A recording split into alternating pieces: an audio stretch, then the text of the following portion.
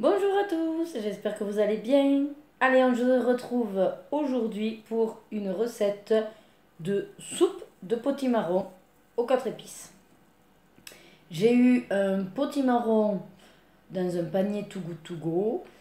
Il n'était pas très, voilà, pas très en forme, on va dire.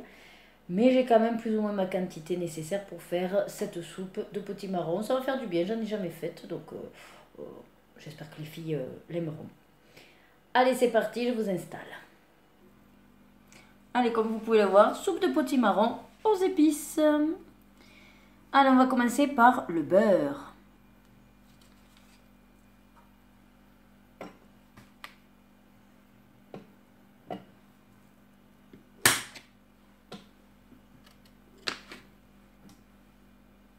Allez, pile poil. Ensuite, l'oignon. Ah ben c'était à 0, je l'ai pas vu. Un oignon coupé en 4. Ouh, il y en a un petit peu plus que 100 grammes, mais c'est pas grave, ça donnera du goût. Le couvercle. 5 doigts pelés. Tiens, c'est bizarre si compte haché. Ah non, vitesse 1. Ah ben c'est pour faire fondre, d'accord. Mais l'oignon, on ne le hache pas, pour une fois. Allez, sûrement qu'en fait, on le fera mixer de toute façon à la fin. Bon, c'est parti pour 7 minutes. Allez, on enchaîne. Alors, ils disent non pelé. Moi, j'ai quand même préféré le pelé. Parce que bon, il n'était pas non plus... il avait des... La peau était un peu cabossée de partout. Il y a du beurre fondu avec l'oignon. Mais effectivement, vous pouvez manger la peau du potimarron. Vous la nettoyez bien. Et si elle est bio, puisqu'après ça va tellement cuire qu'une fois mixé, ce sera nickel. Alors, je vais juste compléter avec un peu de patate, puisque de toute façon après on aura besoin aussi de la patate. C'est juste que voilà, j'avais pas assez au niveau potimarron. J'aurais pu compléter avec de la patate douce que j'avais surgelée, mais bon. Je me suis dit que j'allais pas trop mélanger les saveurs pour une première. Vous voyez, après il me faut 150 de pommes de terre. Et de toute façon, j'avais pris une très grosse pomme de terre. À mon avis, ouais, j'aurais beaucoup plus que 150 de patates. Oui, vous voyez.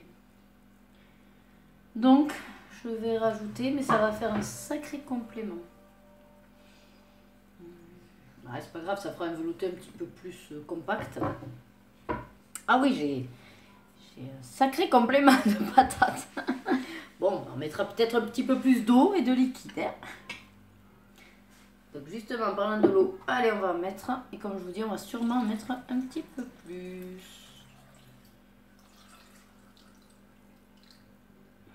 Voilà.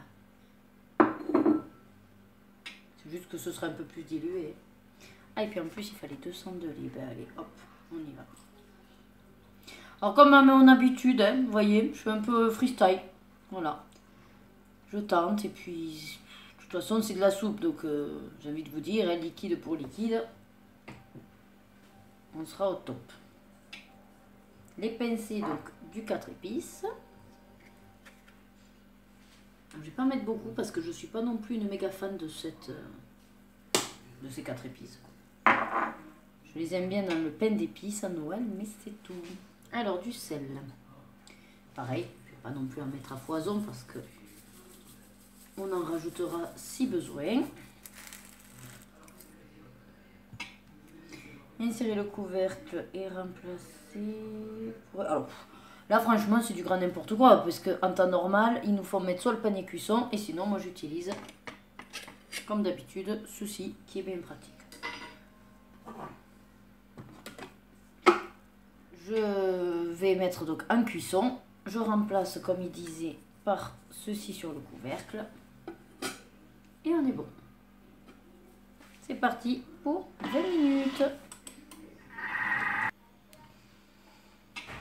Allez, ça y est. Bon, ben j'ai retiré. Hop, au-dessus. Qu'est-ce qu'il faut faire ensuite? Ah, ben il faut fermer parce que... Ben oui, ça y est, tout est... Écoutez, ça sent super bon.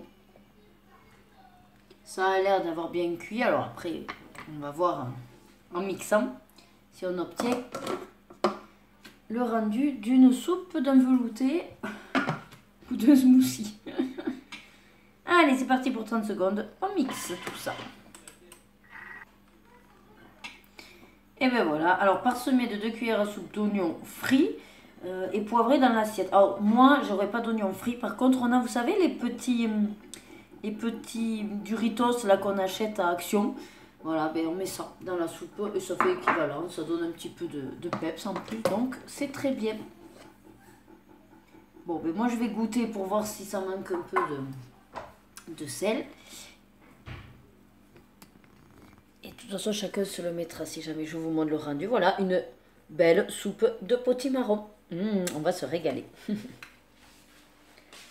Allez, je clôture donc cette vidéo.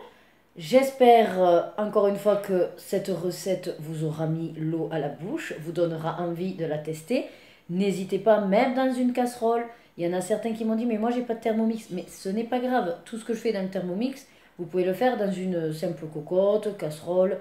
Ça demande plus de surveillance puisque vous devez mélanger, touiller pour pas que ça accroche. Mais sinon, tout est faisable. Après, ça vous demande également d'avoir un mixeur ou alors un plongeur.